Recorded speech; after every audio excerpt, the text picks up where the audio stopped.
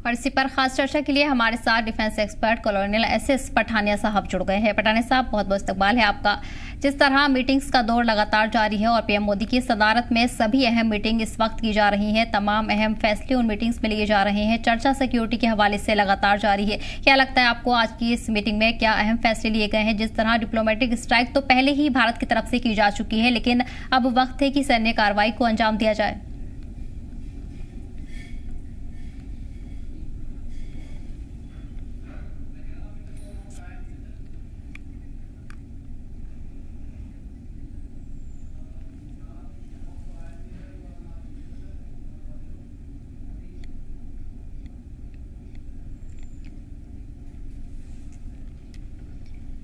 और वहीं खास चर्चा के लिए defence expert group captain U K Devnath साहब हमारे साथ जुड़ गए हैं। देवनाथ साहब, बहुत बहुत इस्तकबाल है आपका केसर टीवी में। आप भी देख रहे हैं कि मीटिंग्स का दौर लगातार जारी है और बड़े पैमाने पर ये अहम मीटिंग्स मुनाकिद की जा रही हैं, जिसमें खुद पीएम मोदी इन मीटिंग्स की सदारत कर रहे हैं। और ये भी देखा गया है कि डिप्लोमेटिक स्ट्राइक की अगर बात करें तो वो पहले ही कई अहम फैसलों के साथ की जा चुकी है, लेकिन अब वक्त है कि सैन्य कार्रवाई को भी अंजाम दिया जाए।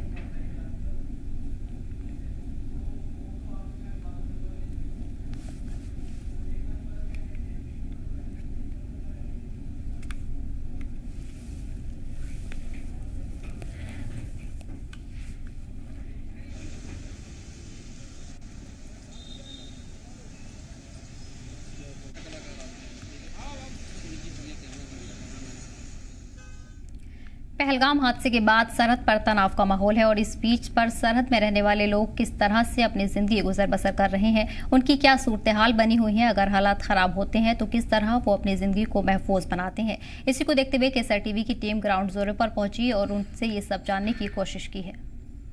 पहलगाम इंसिडेंट के बाद लगातार मुल्क में हालात ख़राब होते चले गए।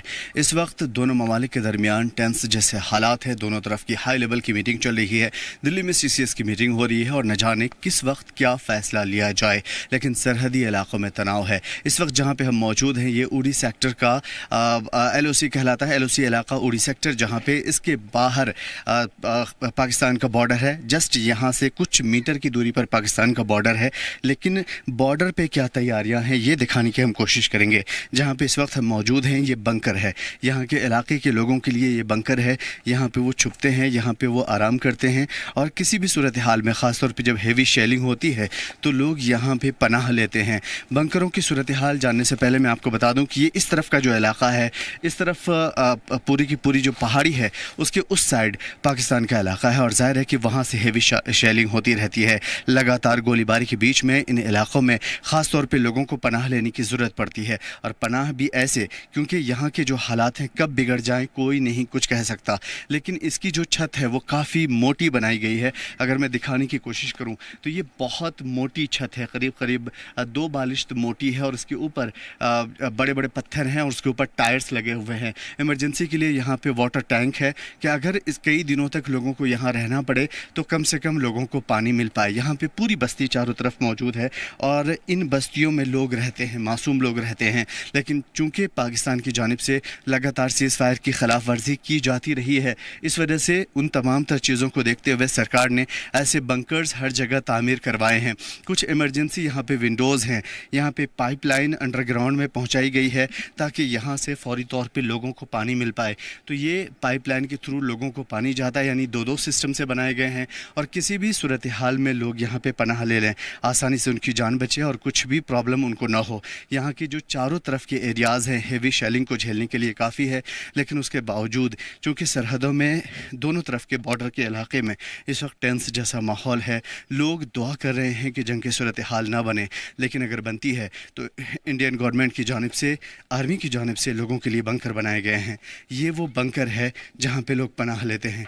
मैं चाहूँगा कि हम अंदर आकर के दिखा पाएँ आपको कि यहाँ पे किस तरीके से लोगों की हिफाजत को यकीनी बनाया जाता है।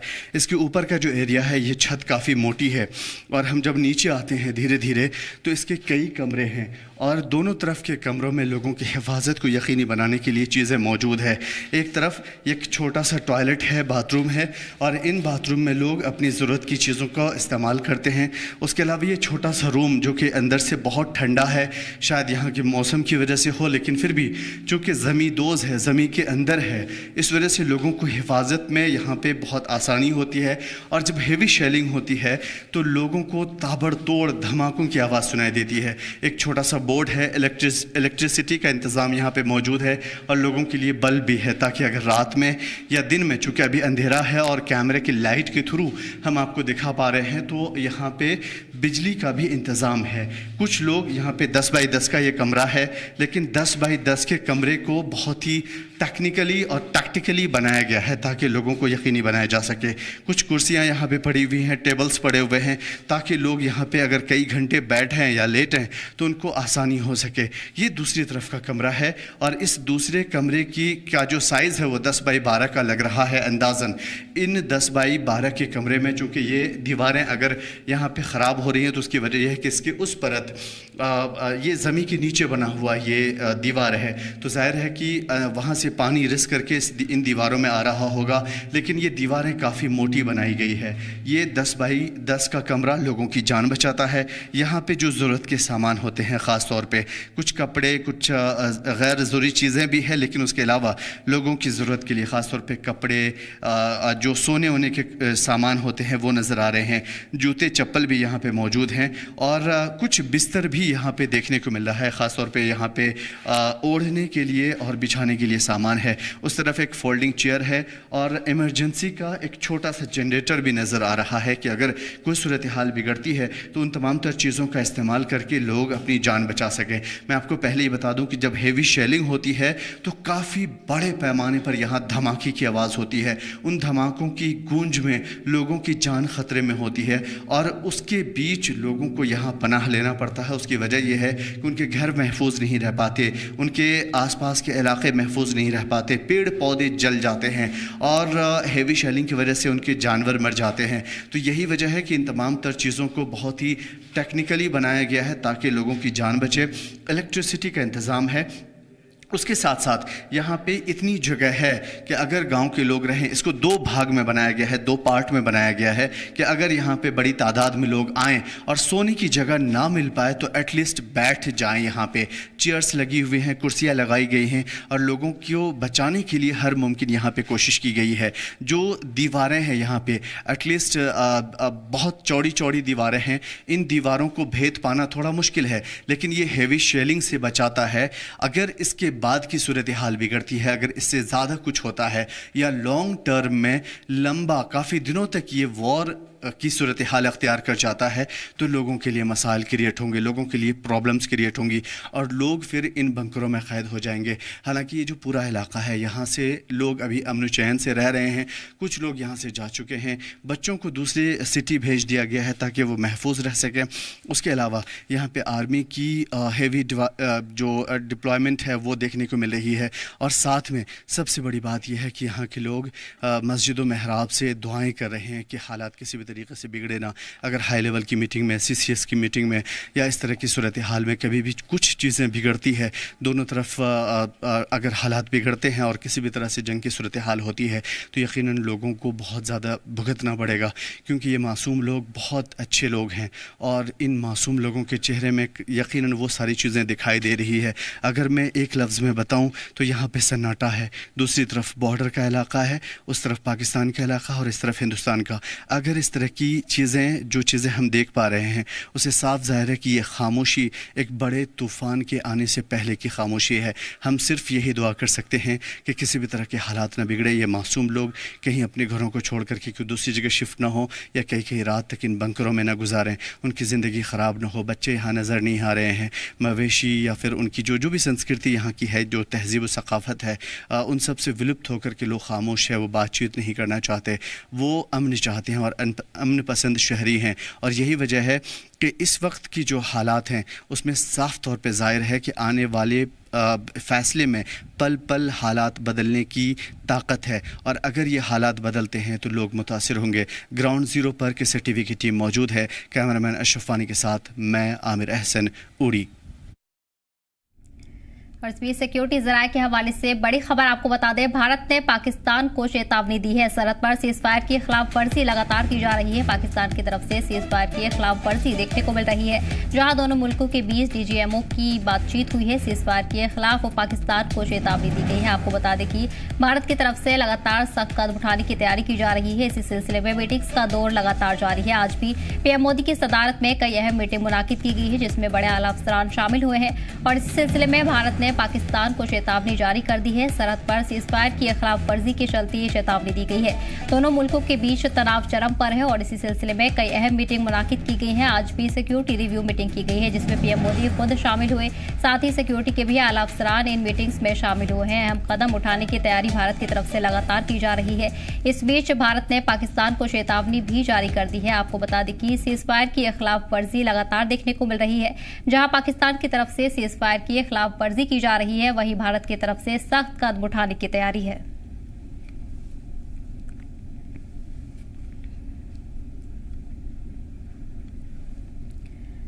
पहलगाम हमले के बाद दिल्ली में मीटिंग्स का सिलसिला लगातार जारी है। आज भी दिल्ली में पीएम मोदी की सदारत में 4 बड़ी और अहम मीटिंग हुई है। आज पीएम मोदी ने तीनों army chief NSA Ajit Doval, CDS Anil Chauhan के साथ मीटिंग की है, जिसमें अफवाज को दहशतगर्दों पर एक्शन के लिए फ्री हैंड दिया गया है। इसी सिलसिले में आज पीएम मोदी की सदारत में सीसीएस यानी cabinet committee on security, CCPA यानी cabinet committee on parliament affairs, CCEA यानी cabinet committee on economic affairs और सेंट्रल कैबिनेट की मीटिंग मुनाकिद हुई है। हिंदुस्तान में चल रही हलचल से पाकिस्तान में भी डर का माहौल बना हुआ है। पाकिस्तानी आर्मी ने इंटरनेशनल बॉर्डर पर कई पोस्ट खाली कर दी हैं। इतना ही नहीं, अपने झंडे को भी वहां से उतार लिया है। वहीं दूसरी तरफ भारत के सरहदी इलाकों में भी लोगों में खौफ देखने को मिल रहा है। हालांकि लोगों में शदीद नाराजगी भी है। लोग लगातार सरकार से सख्त एक्शन की मांग कर रहे हैं।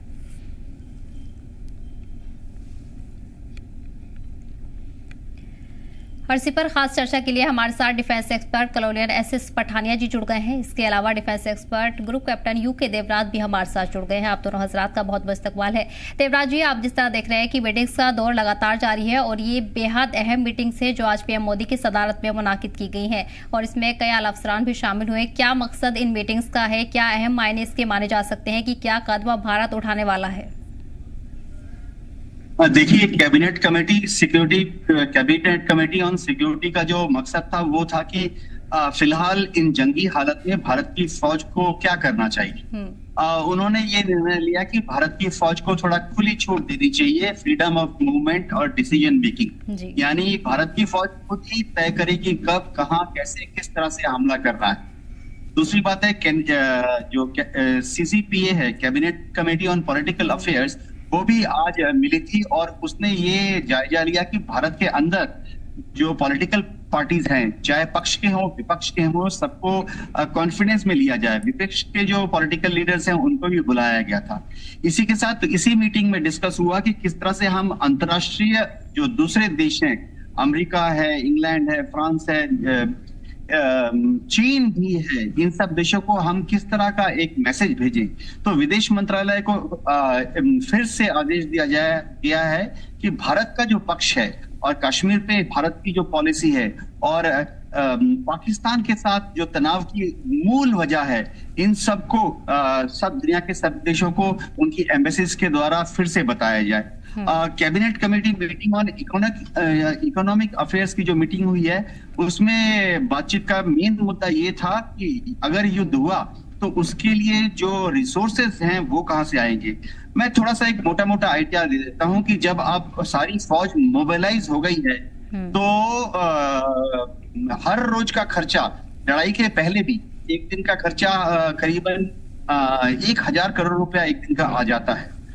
जब हमने अक्साई चीन पे मोबिलाइज किया था गलवान के बाद, तो एक दिन का खर्चा 500 करोड़ रुपए आ रहा था। तो अगर 1000 करोड़ रुपए का खर्चा हर रोज आ रहा है अभी, तो वो रिसोर्सेस एलोकेशन की जरा सवाल उठता है।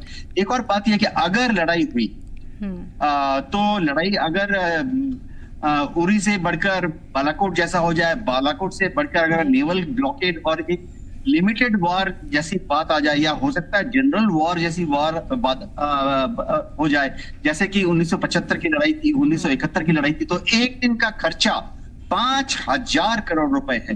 तो cabinet committee on economic affairs में वित्त मंत्री जो हैं वो बाकी सारे मंत्रियों को ये भी आइडिया देती है कि अगर 5,000 करोड़ रुपए एक दिन का खर्चा आता है तो उसको वो कहां से मोबिलाइज करेगी। जाहिर बात है, आप समझिए अगर लड़ाई 30 दिन चली तो 1 लाख करोड़ रुपए जो है देश के रिसोर्सेस का इस युद्ध में खप जाएगा।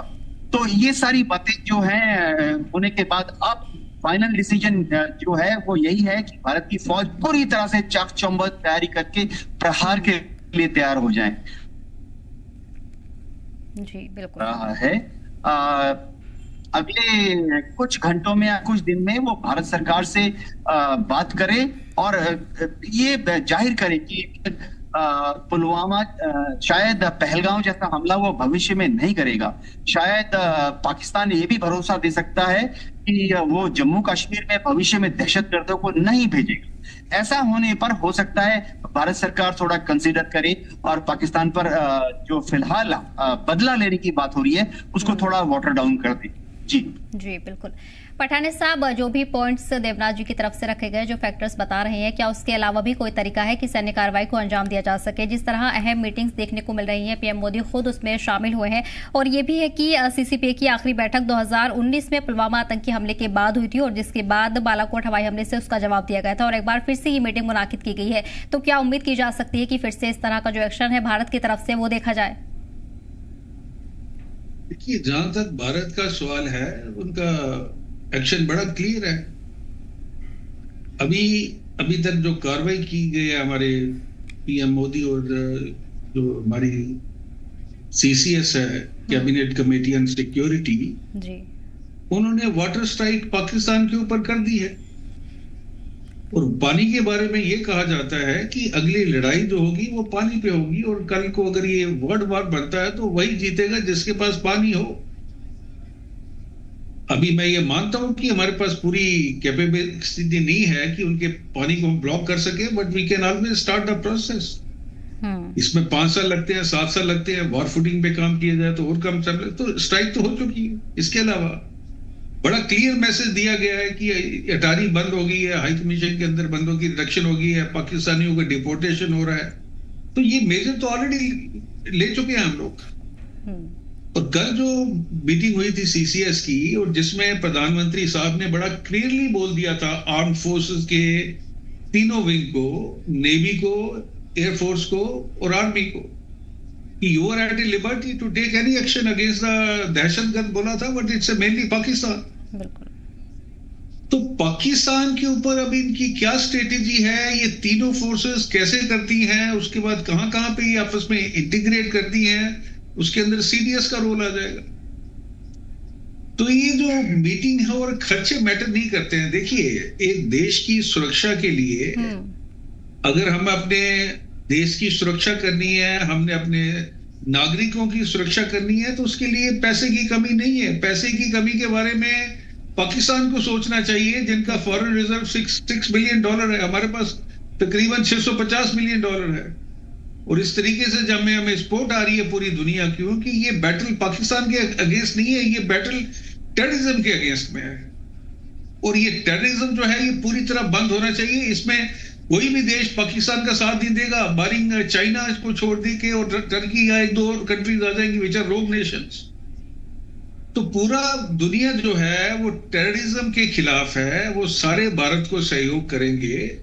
तो money is not a issue, but the question is कि अभी हमारे पास ऑप्शन क्या क्या है। हमने डिप्लोमेटिक स्ट्राइक तो कर दी है अभी, उसके बाद ये प्रोसेस भी चल रहा है कि पाकिस्तान को आइसोलेट किया जाए इंटरनेशनल कम्युनिटी में, उनके खिलाफ एक नैरेटिव बनाया जाए कि ये जो कंट्री है ये टेररिस्ट कंट्री है और इसके जो तार हैं वो पूरी दुनिया के साथ जुड़े हुए हैं। फाइनेंशियल एक्शन टास्क फोर्स के अंदर अभी ये ग्रे लिस्ट से निकल गए थे, but now they qualify to be the part of black list स्टेटवे। तो ये सारी, अभी उसके बाद हम बात करते हैं मिलिट्री ऑप्शन की कि क्या मिलिट्री ऑप्शन होगा। जिस तरीके से चीजें हो रही हैं अभी, मोबिलाइजेशन कुछ हद तक शुरू हो गया, it is happening all across the front. LOC के अंदर हम एक्शन लेंगे या कहीं और हम करेंगे, हम मिसाइल यूज करेंगे, राफेल यूज करेंगे या लिमिटेड स्ट्राइक करेंगे, वो that we don't know. And that thing probably all those wise people who are sitting there, who are very well aware of the strategy, वो इसका डिसीजन लेंगे।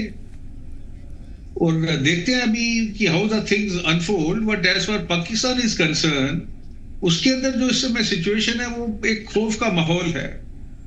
लोग तो यहां तक कह रहे हैं कि उनके जो आसिफ मुनीर हैं, उनके जो चीफ है, वो देश छोड़ के भाग चुके हैं, उनकी फैमिली बाहर जा चुकी है। बिलावल भुट्टो जो खून की नदियां बहाने की बात करता था, उसकी फैमिली भी बाहर चली गई है। पाकिस्तान आर्मी के खिलाफ देश में बहुत बुरी फीलिंग है और लोग उसको अपोज कर रहे हैं। ये पॉलिटिकली इतने वीक हो गए हैं कि इमरान खान को उन्होंने स्टेज पे लाके उससे भाषण दिलवाया गया। तो वहां की जो सिचुएशन है, आप ले लीजिए, फाइनेंशियल ले लीजिए, स्ट्रेटेजिकल ले लीजिए, पॉलिटिकल, तीनों कोनों से ये चित हो चुके हैं।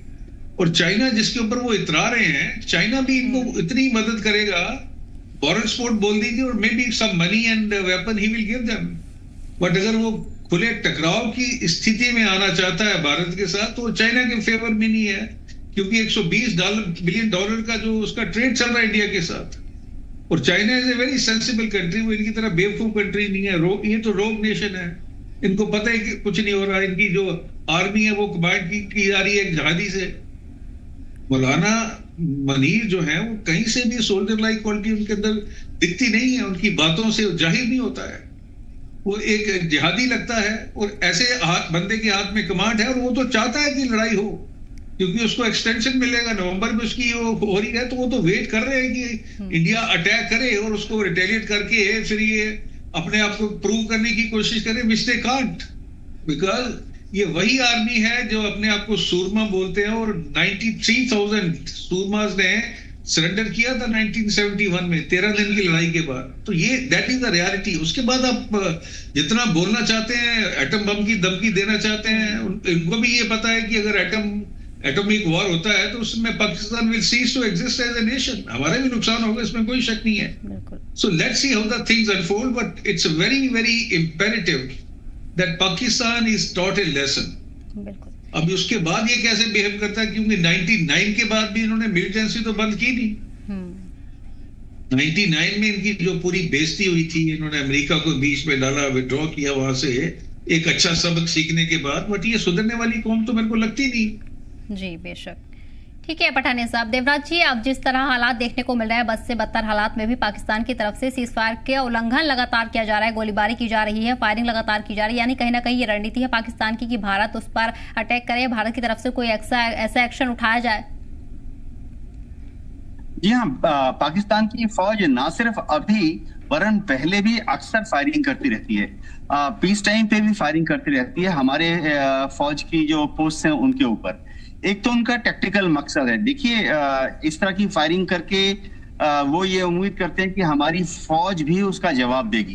तो जब हमारी फौज जवाब देती है तो वो दिन के टाइम में हमारे फौज को का जो हथियारों का जो बेस है उसको देख सकते हैं, धुआं नजर आ जाता है। और रात के टाइम में भी अगर हमारी फौज जवाब देती है तो उनको दूसरी तरफ से हमारे जो फायरिंग के बाद जो एक फ्लैश आता है, चिंगारी आती है, वो देख लेते हैं। तो उनको अंदाजा हो जाता है, वो प्लॉट कर लेते हैं कि हमारा फौज का जो फायर बेस है, हथियार है, वो कहाँ किस दिशा में, किस ऊंचाई पर डिप्लॉयड है। इसके अलावा ऐसे फायर करके वो ये भी चेक कर लेता है कि हमारी जो रिएक्शन करने की कैपेबिलिटी है, क्या हम इस तरह से डिसीजन ले रहे हैं कि काउंटर फायर हम 5 मिनट में करते हैं, 10 मिनट में करते हैं या 1 घंटे में करते हैं, ये देख लेता है। एक और चीज वो देख लेता है फायर डिसिप्लिन के बारे में, कि उसने छोटा हथियार फायर किया, हमने भी जवाब छोटे हथियार से दिया या बड़े हथियार से दिया या हमारे सबसे बड़े हथियार से दिया। तो इस तरह से दोनों जो फौजें हैं एक दूसरे का आकलन करती हैं। उनका छोटा सा एक पॉलिटिकल मकसद भी है ऐसा करके। देखिए, भारत को तो कुछ फर्क नहीं पड़ता उनके फायर से, लेकिन ऐसे फायर खोल के वो अपने देश की जो आम आवाम है उनको दिखाना चाहते हैं कि पाकिस्तान की फौज बहुत मजबूत है, बहुत दिलेर है, बहुत अच्छी है। और पाकिस्तान की जो फौज है उसी ने भारत से पाकिस्तान को बचाया हुआ है। अगर कश्मीर कभी मिलेगा पाकिस्तान के साथ तो एकीकरण होगा, तो वो सिर्फ पाकिस्तान की फौज कर सकती है। तो ऐसे फायर खोल के वो पाकिस्तान की बोली वाली जनता को गुमराह भी करने की कोशिश करते हैं। जी जी बिल्कुल। देखिए पठाने साहब, जिस तरह से पाकिस्तान की तरफ से खिलाफ वर्जी लगातार की जा रही है और अभी भी फायरिंग की जा रही है, लेकिन उसका कोई खास नुकसान तो भारत को नहीं उठाना पड़ रहा है। लेकिन ये जो फैसला सामने आया है मीटिंग में कि सेना को खुली छूट भारत की तरफ से दी गई है, अब जो टाइम होगा, जो एक्शन होगा, वो पूरी तरह से सुरक्षा बलों के हाथ में है, वो एक्शन ले सकते हैं। क्या इसका जो बड़ा नुकसान है वो पाकिस्तान को उठाना पड़ेगा और इससे हमें फायदा होगा? जहां तक सीज फायर वायलेशन का सवाल है, उसमें ज्यादातर बार मैं ये बोलूंगा कि इनिशिएटिव जो है वो पाकिस्तान लेता है। अभी आप ये मान के चलिए, अगर आप बॉर्डर एरिया में रह रहे हैं तो आपको बहुत नुकसान है, क्योंकि एक बार अगर फायर आता है आपके ऊपर, मान लीजिए मोर्टर्स और फील्ड आर्टी का फायर आता है, स्मॉल आर्म्स तो बहुत कम आएगा, लेकिन मोटर और आर्टी का फायर तो आपके ऊपर आ सकता है, जिससे आपके माल मवेशी मरेंगे, आपके घर तबाह होंगे, आप अपनी जान बचाएंगे। इसीलिए गवर्नमेंट ने कम्युनिटी बंकर जो है वो बनाए हैं बॉर्डर के लोगों के लिए। अदरवाइज उसके अलावा कोई ऑप्शन नहीं है कि वो अपनी कैसी जान बचा सकते हैं। ज्यादातर केसेस में क्या होता है कि लोगों ने पहले ही प्लान किया होता है कि भाई अगर फायरिंग शुरू हो जाती है तो हम फलानी जगह वो जगह छोड़ के आ जाते हैं अपने माल मवेशियों के साथ। अभी सवाल ये उठता है कि हम जो सीज फायर एग्रीमेंट करके बैठे हुए हैं उसको क्यों नहीं तोड़ रहे? हम पाकिस्तान के मुकाबले में बहुत ताकतवर नेशन है।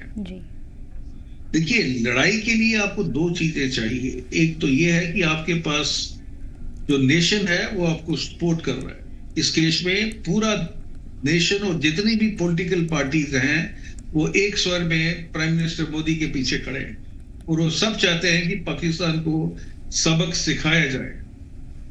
जहां तक कि अगर अभी मैं फारूक अब्दुल्ला की भी प्रेज करूंगा, वो हमेशा बातचीत की बारे में बात करते थे, लेकिन इस पर उन्होंने बोला है कि इन लोगों के साथ बातचीत नहीं होनी चाहिए, इनको सबक सिखाना चाहिए। तो that is the degree of anger which people है। और ये पहली बार हुआ है कि कश्मीर के लोगों ने बंद किया है बगैर किसी कॉल के। So that mean people are concern about it and Pakistan को लेसन सिखाना जरूरी है। तो मैं तो ये रिकमेंड कर रहा हूं बहुत दिनों से कि सीज फायर एग्रीमेंट को तोड़ा जाए, रिवोक किया जाए उसको, और फिर पाकिस्तान को हम अपनी तरफ से लेसन दें, क्योंकि हमारे पास ना एम्यूनिशन की कमी है, ना हमारे पास वेपन की कमी है, ना हमारे पास विल की कमी है। पाकिस्तान को तो चाइना के पास दौड़ना पड़ेगा। वो कहां से लाएगा इतना आर्म्स एंड एम्यूनिशन अगर उन्होंने काउंटर फायरिंग भी करनी है हमारे ऊपर? सो ये सिचुएशन हमें एक्सप्लॉइट करनी चाहिए। एक स्ट्रॉन्ग नेशन है और इसमें बड़ा खुश हूं कि हमारा जो एक्शन लिया है, जितनी भी हमारी गवर्नमेंट की एक्शन है वो स्ट्रॉन्ग एक्शन है, जिससे पाकिस्तान के अंदर बिल्कुल सही मैसेज जा रहा है। और वो लोग जो है इस समय पूरी तरह खौफजदा हैं, क्योंकि उनको पता है कि जब अगर लड़ाई होती है, कन्वेंशनल वॉरफेयर होता है, उसमें वो जीत नहीं सकते हैं।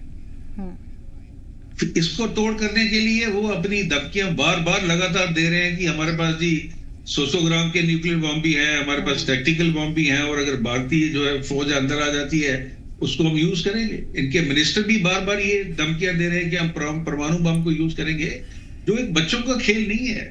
देखिए, पाकिस्तान के पास वो आजादी नहीं है कि अपनी मर्जी से वो एक न्यूक्लियर वॉर को शुरू कर सके। और जहां तक इंडिया का स्टांस है वो बड़ा क्लियर है, हमारी फर्स्ट यूज की पॉलिसी है ही नहीं।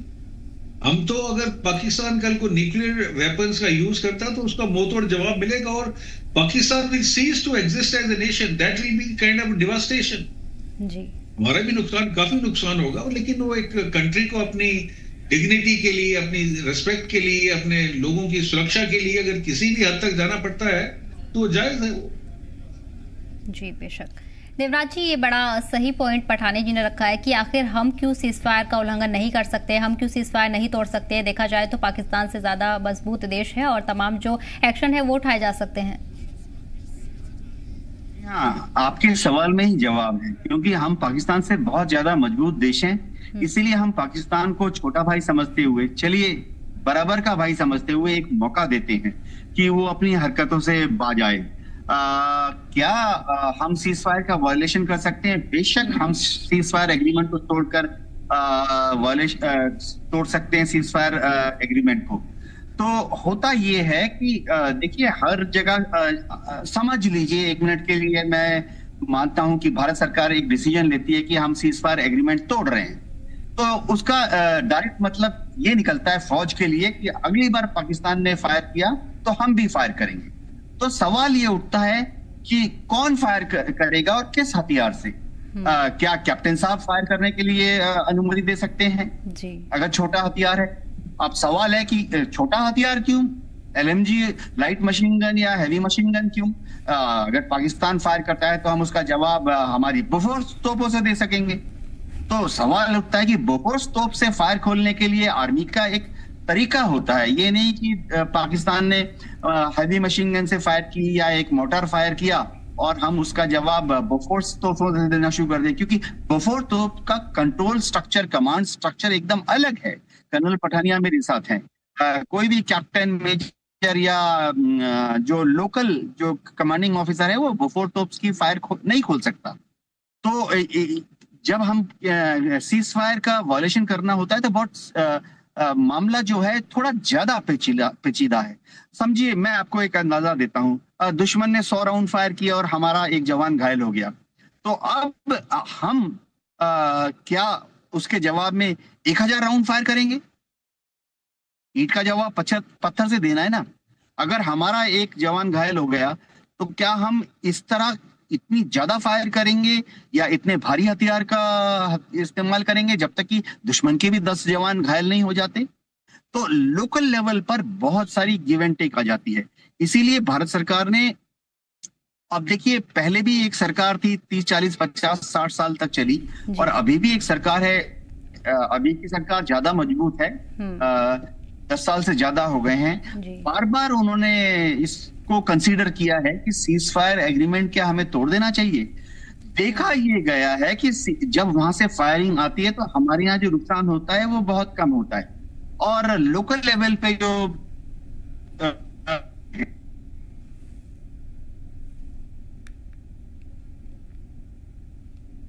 जी बिल्कुल ठीक है। देवनाथ साहब पठानी जी, आप बने रहिए हमारे साथ, और इस बीच उड़ी से हमारे नुमाइंदे आमिर एहसन भी हमारे साथ जुड़ गए हैं। आमिर, जिस तरह से देख रहे हैं कि तमाम मीटिंग्स का दौर लगातार जारी है और ऐसे में सख्त कदम उठाने की भारत की तरफ से तैयारी की जा रही है, वहीं अगर पाकिस्तान की बात करें तो लगातार खौफ का माहौल बना हुआ है, सरहदी इलाकों को खाली भी किया जा रहा है। क्या अपडेट ग्राउंड से मिल रहे हैं? देखिए, इस वक्त मैं उड़ी सेक्टर में हूँ, वहाँ जहाँ से पाकिस्तान की सरहदें शुरू होती है, जहाँ से फेंसिंग शुरू होती है, और आपको जान के हैरानी होगी कि आर्मी की तमाम तर तैयारियाँ हैं, लॉजिस्टिक की जो सप्लाईज होती हैं वो मुकम्मल हो चुकी हैं। लेकिन उससे कहीं ज़्यादा यहाँ इन इलाकों में आने के बाद आपको यहाँ पे एक खामोशी सुनाई देगी, एक ऐसी खामोशी जो एक बड़े तूफान से पहले की खामोशी होती है। जैसे ही कोई बड़ा फैसला लिया जाता है, यकीनन इस खामोशी में एक बड़ी चीख या बड़े धमाके सुनाई देने लगेंगे, लेकिन इन धमाकों से आम इंसानों को भी नुकसान हो सकता है, सरहद इस पार उस पार। लेकिन आर्मी की जो तैयारियां हैं वो हमेशा से मुकम्मल रही है। इन इलाकों में मासूम लोग रहते हैं, इनकी मदद आर्मी खुद करती है और ये आर्मी के साथ हैं। यहाँ के लोगों के स्कूल्स, यहाँ के लोगों के लाइफ स्टाइल, यहाँ के लोगों के सोशल लाइफ, यहाँ के लोगों की जो पर्सनल जिंदगी है वो हमने स्टडी करने की कोशिश की। और आपको बता दूं कि लाइफ इन पहाड़ों में यकीनन थोड़ी सी टफ है। और सबसे बड़ी बात यह है कि इन इलाकों को चूंकि जन्नत कहा जाता है, लेकिन कहते हैं ना कि जहां जन्नत की खूबसूरती के साथ किसी भी चीज़ की खूबसूरती के साथ कुछ खतरनाक चीज़ें भी जुड़ी रहती है। यही विनम्रता है कि यहाँ पे ख़ास तौर पे दोनों तरफ, यानी LAC LOC दोनों तरफ जो सुपर पावर कंट्रियाँ हैं, ख़ास तौर पे जिनके पास एटम बम है, वो कंट्रियाँ दोनों लगी हुई हैं, इस जन्नत की दोनों तरफ लगी हुई हैं और कहीं ना कहीं इस खूबसूरती को उचकना चाहती हैं या फिर यहाँ की शांति को भंग करना चाहती हैं। और यही वजह है कि इन इलाकों में यहाँ की खूबसूरती, यहाँ का नेचर, यहाँ का कल्चर, यहाँ की तहजीब, यहाँ के तमद्दुन के बीच किसी की शायद नज़र लग गई है, जिसकी वजह से बार बार इन इलाकों में सीज फायर की खिलाफ वर्जी होती है, जैसे कि पठानिया साहब भी कह रहे थे और देवनाथ साहब भी कह रहे थे। मैं आपको बता दूं कि हमेशा से सीज फायर की खिलाफ वर्जी पाकिस्तान की जानिब से की जाती रही है। हालांकि इंडियन आर्मी की यहाँ तैयारियां हमने देखी, लोगों के लिए बंकर्स बनाए गए हैं, लोगों के लिए यहाँ पे, आम लोगों के लिए यहाँ पे ख़ास तौर पे ऐसी एहतियाती तदाबीर अख्तियार की गई है जिसकी वजह से अगर कोई ख़तरा होता है तो वो जा करके वहाँ छिप सकते हैं। बंकरों की हालत काफ़ी अच्छी है, बहुत ही कंक्रीट वे में और बहुत ही प्लानिंग के साथ उसे बनाया गया है। कुछ खाने पीने की चीज़ें वहाँ पे मौजूद हैं, बैठने और सोने की चीज़ें वहाँ पे मौजूद है। उसके अलावा अलावा फेंसिंग के आसपास जो इलाके हैं, गांव हैं, उन इलाकों में लोग बात करने को तैयार नहीं है। ऐसा नहीं कि वो डरे हुए हैं, उन्होंने इससे पहले भी कई सारे जंग झेली हैं, लेकिन उन्हें पता है कि जंग की जो हौलनाकी है, जंग की जो खतरनाकी है, वो कितनी ज़्यादा होती है और उसका असर होता है। सरहद के इस पार या सरहद के उस पार दोनों तरफ इस तरह की चीज़ें देखने को मिल रही है। मासूम चेहरों पर वो आसार देखने को मिल रहे हैं और सबसे बड़ी बात यह है कि लोग अपने बच्चों को, अपनी फैमिली को यहाँ से दूर श्रीनगर या फिर जम्मू या उन इलाकों में जहाँ उनके कोई रिश्तेदार रहते हैं, उन्होंने अपने बीवी बच्चों को, अपनी फैमिली को वहाँ भेज रखा है। बड़े बुजुर्ग और नौजवान कुछ यहाँ पे दिखाई दे रहे हैं। और इस बीच में जिस तरीके की चीज़ें हो रही है पाकिस्तान के उस तरफ, जहाँ पे हम सरहद के पार देख पाए, सरहद के उस पार वक्ती तौर पे जो ये लग रहा है कि पाकिस्तान को इस बात का डर है कि शायद अगले 24 से 36 घंटे के दरमियान बड़ा अटैक हो जाए। और यही वजह है कि उनके जो फ्लैग थे, झंडे थे, वो उतार लिए गए, उनकी जो चौकियां हैं, पोस्टेस हैं, वो खाली कर दिए गए। हमने यहाँ पे जूम करके उन चीज़ों को देखने की कोशिश की कि क्या एक्टिविटीज़ चल रही हैं वहाँ पे और किस तरह की चीज़ें हैं, लेकिन आपको बता दें कि कोई एक्टिविटीज़ नहीं है। शायद हम ये नहीं कह सकते कि पाकिस्तान इस चीज़ से डरा हुआ है, लेकिन हाँ, इतना ज़रूर है कि उसे पता है कि हिंदुस्तान एक बड़ा कदम उठाएगा। और जो उन्होंने हरकतें लगातार की है, चाहे वो सीज फायर के हवाले से हो, दहशतगर्दों को इस तरफ भेजने के ताल्लुक से हो, या मिलिटेंटों को जन्म देने के हवाले से हो, उनको एक पालने पोसने के हवाले से हो, कहीं न कहीं पाकिस्तान मुजरिम साबित हुआ है। न सिर्फ रीजनल सतह पे बल्कि इंटरनेशनल लेवल पर भी पाकिस्तान बदनाम हुआ है। और अब ये हालत हो गई है पाकिस्तान की, इतनी ऊंची हरकत, इतनी नीची हरकतें हो गई है कि उन्होंने मासूम लोगों पर भी कहीं न कहीं कत्लेआम शुरू कर दिया है। तो एक बड़े इंपैक्ट की तैयारी में है हिंदुस्तान, लेकिन उसके साथ साथ पाकिस्तान के अंदर उस बात का खौफ भी है। लोग जरूर सोशल मीडिया पे अलग अलग जोक्स बना रहे हैं, मजाक बना रहे हैं, शायद उन्हें यह नहीं पता कि जंग की हौलनाकी, जंग की खतरनाकी क्या होती है, दोनों तरफ के किस तरीके इंसानी जानों का ज़िया होता है और उसके अलावा इकोनॉमिकली कितना बैकवर्ड हो जाता है। एक जिस तरीके से अभी देवनाथ साहब कह रहे थे कि एक दिन का खर्च 5 करोड़ से लेकर के करीब एक महीने का जो खर्च है 100 करोड़ के आसपास हो सकता है। तो मैं आपको बता दूं कि यह हकीकत है, क्योंकि पूरी बटालियन, आर्मी, उनका देख रेख, हर एक चीज़ की लॉजिस्टिक की सप्लाई, आमदोरफ्त, ट्रांसपोर्टेशन, और उन इलाकों में जहां पे फौज डटी हुई रहती है, उन इलाकों तक उनको तमाम तर चीज़ें पहुंचाना काफ़ी ज़्यादा मुश्किल होता है। लेकिन आपको बता दें कि इंडिया सक्षम है इन तमाम तर चीज़ों में और इसका जवाब देने में। वो लंबी लड़ाई लड़ सकता है, लेकिन सवाल ये होता है कि जो ऊंची हरकत कर रहा है, जो इस तरह की नापाक साजिशें रच रहा है, क्या वो ये कर सकता है? जवाब मिलता है कि बिल्कुल भी नहीं कर सकता। सदफ, हमने लगातार, यानी इंडिया ने लगातार अमन की कोशिश की है। हमने दुनिया को ये बताया है कि हम न सिर्फ सभ्य हैं, बल्कि हम अपने पड़ोसी के साथ भी अमन के साथ रहना चाहते हैं। लेकिन अफसोस की बात यह है कि इस मुल्क के सर के ताज को, जम्मू कश्मीर को, किसी की नजर लगी हुई है। हालात यहाँ पे थोड़े से बदले हुए जरूर नजर आ रहे हैं, लेकिन किसी के दिल में डर नहीं है, क्योंकि इन लोगों ने बहुत सारी जंगें देखी है। और डरे हुए इस वजह से भी नहीं, क्योंकि इन्हें अपने जवानों की बहादुरी पे यकीन है, भरोसा है। उन्हें अपने मुल्क के साथ खड़ा होना है और ये सभी के सभी यहाँ अपने मुल्क के साथ खड़ा हुआ नजर आ रहा है। जी बिल्कुल। पठानी जी, जिस तरह देख रहे हैं, हमारी टीम LOC के नज़दीक मौजूद है और तमाम जो हालात का मुआयना भी किया है, और वहाँ पर हालात संजीदा बने हुए हैं, सन्नाटा पसरा हुआ है। यहाँ तक कि सरहदी इलाके के जो लोग हैं, भारतीय लोग हैं, वो भी नहीं चाहते हैं कि जंग की सूरत हाल बने, लेकिन किसी तरह से इन हालातों से निपटा जा सके। किस तरह इन हालातों को आप देख रहे हैं? क्योंकि पाकिस्तान की बात करें तो वो अपने इलाकों को खाली करते नजर आ रहे हैं। झंडा वहाँ से उतार लिया गया, अपनी चौकी को उन्होंने खाली कर दिया, तो यकीनन उनकी तरफ से कोई बड़ा कदम फिर से उठाने की जो तैयारी है भारत के खिलाफ, वो की जा रही है। देखिए मैडम, मेरे को याद आ गई, अभी आपके जो रिपोर्टर थे उड़ी से बोल रहे थे, उड़ी में मैंने एज ए कंपनी कमांडर अपनी सर्विस दी हुई है, तो मेरे को सारी एरिया का पता है।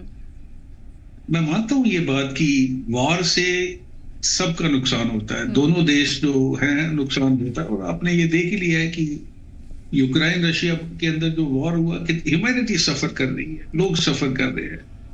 लेकिन सवाल ये है कि पाकिस्तान ने जो पिछले 36 साल से ऑपरेशन टोपैक जो शुरू किया हुआ है, जिसको ISI एग्जीक्यूट कर रही है, to make India bleed in 1000 cuts, वो तो वो रोक नहीं रहा है ना जी। और वो क्या कर रहा है कि वो ये उनको भी पता है कि उनकी औकात कितनी है। देखिए, अगर आप मिलिट्री कंपैरिजन करती हैं, आप आर्मी देखिए, नेवी देखिए, एयरफोर्स देखिए, हम उनसे बहुत ज्यादा ऊपर है। हमारी पाकिस्तान के साथ लड़ाई नहीं है, हमारी जो सोच है वो ये है कि चाइना को कैसे सीधा किया जाए। तो पाकिस्तान स्टैंड्स नोवेयर मिलिटरीली। उसके बाद आ जाती है कि जो नेशन की जो लोगों की सपोर्ट है, उसमें भी पूरा नेशन इस समय है गवर्नमेंट के साथ खड़ा है। पाकिस्तान के अंदर अलग अलग स्वर उभर रहे हैं, बिकॉज उनको भी पता है कि उनकी देश की हालत क्या है।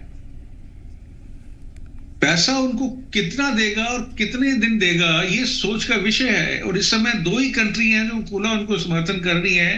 इटली ने अपने कुछ जहाज सामान से भर के भेज भी दिए हैं, शायद चाइना भी देगा उनको। लेकिन इसके अलावा अगर आप ये सोचें कि चाइना अपने सोल्जर जो है वो उतारेगा जंग के अंदर, ये नहीं होगा। और पाकिस्तान को उस समय ये रियलाइज होगा कि जिसके बल पे वो उछल रहे हैं उसने इनका कितना नुकसान कर दिया। अभी सबसे बड़ी बात है कि इंडिया का जो मिलिट्री एक्शन है वो किस फॉर्म में रहेगा और कहां आएगा। खास चीज जानने की कोशिश करूंगा। पठानिया साहब, अगर आपको आवाज आ रही है तो मैं चाहूंगा एक खास सवाल जो आपसे मैं जानूं, क्योंकि देखिए हमने अपनी तैयारी देखी और हमारी तैयारी हमेशा से रही है पाकिस्तान की रीढ़ की हड्डी को तोड़ने के लिए।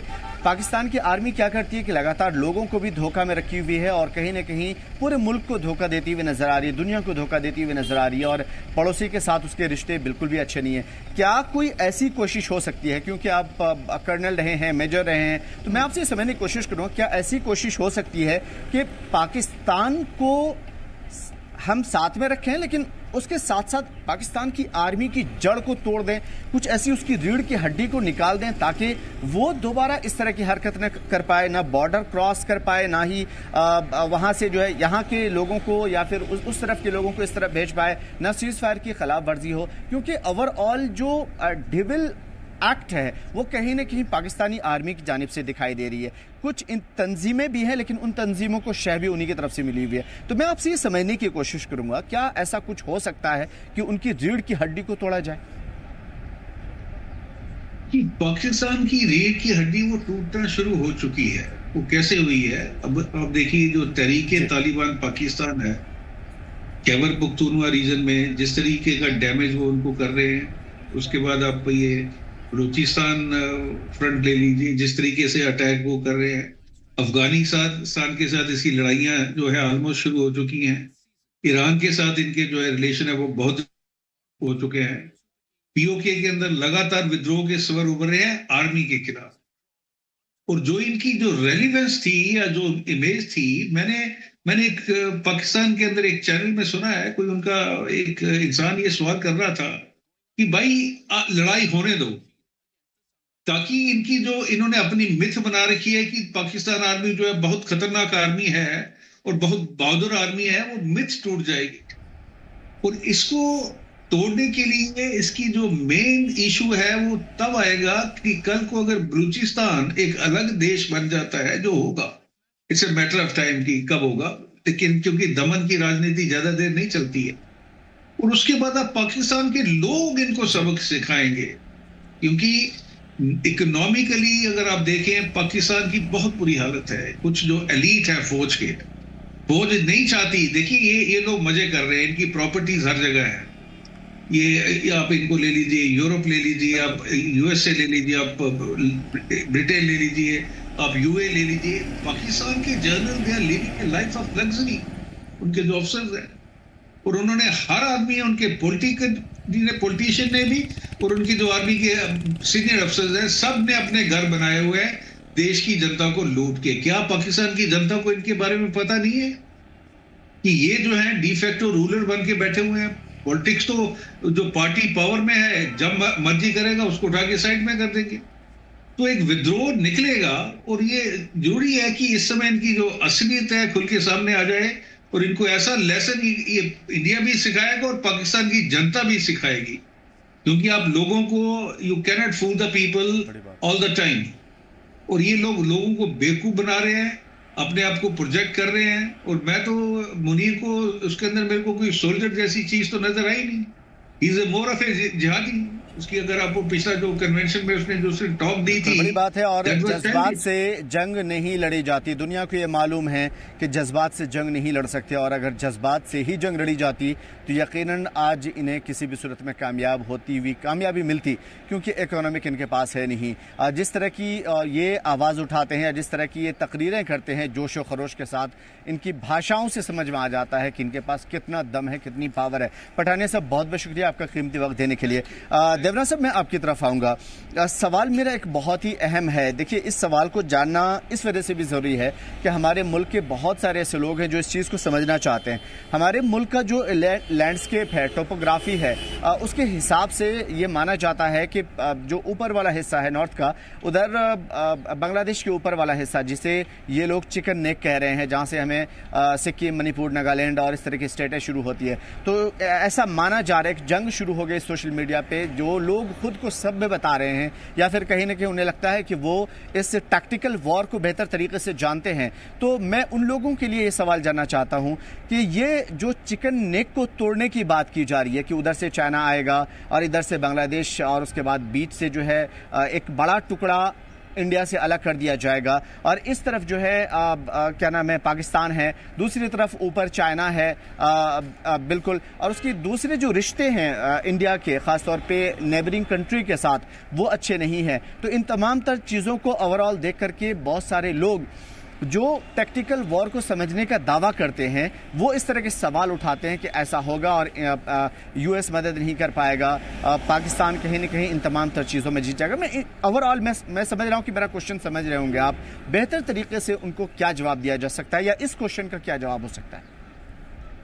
देखिए, जहां तक बंगाल का जो चिकन नेक है, पश्चिम बंगाल का जो चिकन नेक है, उसकी बात है, सिलीगुड़ी कॉरिडोर की बात हो रही है, वो कहीं कहीं 20-25 किलोमीटर चौड़ा है। तो काफी लोगों को लगता है कि उधर से चीन हमला करेगा उत्तर से, और इधर से दक्षिण से बांग्लादेश मदद कर सकता है उनको, तो चिकन नेक कट जाएगा। ऐसा है नहीं। वहां पर आप देखिए, अभी तो बांग्लादेश है, बांग्लादेश तो हमारा छोटा भाई है, कमजोर सा देश है।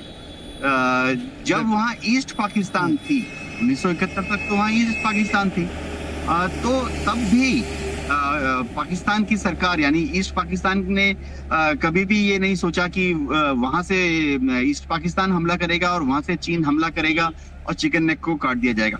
वहां पे जो उत्तर में चीन का जो बॉर्डर है, वो भूटान के उत्तर में है। नाथुला बोल के जगह है, उसके भी उत्तर में है। तो वहां से चीन की फौजों को चिकन नेक तक पहुंचने में कोई रास्ता ही नहीं है, पहुंच भी नहीं सकते। और हमने बहुत शानदार मजबूत तैयारियां की हुई हैं चिकन नेक के दोनों तरफ। देखिए, बांग्लादेश जो है, कुछ लोग सोचते हैं कि अगर चीन हमला करेगा डोकलम कॉरिडोर की तरफ से, तो शायद वो नाथुला के ऊपर से छलांगे मारते हुए चिकन नेक तक पहुंच जाएगा। ऐसा होता नहीं है। बांग्लादेश कैसे मदद करेगा? मतलब बांग्लादेश हमारा मित्र देश है। देखिए, अभी पिछले साल अगस्त तक बांग्लादेश हमारा बहुत मजबूत दोस्त था, चाहे वहाँ अवामी लीग की सरकार हो बेगम हसीना की, या वहाँ पर बीएनपी की सरकार हो बेगम खालिदा की, बांग्लादेश हमेशा हमारा दोस्त रहा है। और अभी भी मैं आपको बता दूं, बांग्लादेश की आर्मी बहुत छोटी सी आर्मी है। मतलब ठीक है, मैं उनकी इज्जत करता हूँ बांग्लादेश की आर्मी की, लेकिन बहुत छोटी सी आर्मी है। उनकी नेवी ना के बराबर है। ठीक है, उनके पास छोटे छोटे शिप्स हैं, ठीक है, उनकी नेवी ठीक है, लेकिन मतलब इंडिया की नेवी के सामने टिकती नहीं है। और बांग्लादेश की जो एयरफोर्स है, बहुत छोटी सी, निहायत पुराने जहाज हैं, पुराने वाले MiG-21 हैं, पुराने वाले MiG-29 हैं। उनके पास कोई मुश्किल से 18 या 22 पुराना मॉडल है MiG-21 का, मुश्किल से कोई 6 या 8 MiG-29 का पुराना वाला मॉडल है। तो बांग्लादेश की एयरफोर्स जो है, उसको तो अब हमारा दोस्त मुल्क है बांग्लादेश, लेकिन अगर जरूरत पड़ी तो हमारी एयरफोर्स तो 1 घंटे में ठंडा कर देगी। तो ये सोचना कि चिकन नेक को कोई खतरा है, ऐसा है नहीं। मतलब दर्शकों को बता सकता हूँ, हमारी फौज वहां पर बहुत, आर्मी और एयरफोर्स बहुत मुस्तैदी से तैनात है। इसमें कोई शक नहीं है कि वो चिकन नेक तक पहुंच ही नहीं सकते, कुछ भी नहीं कर सकते। जी बिल्कुल ठीक है देवनाथ साहब, आशीष पठानिया जी, बहुत बहुत शुक्रिया आपका हमारे साथ जुड़ने के लिए और तमाम ज़रूरी अपडेट शेयर करने के लिए।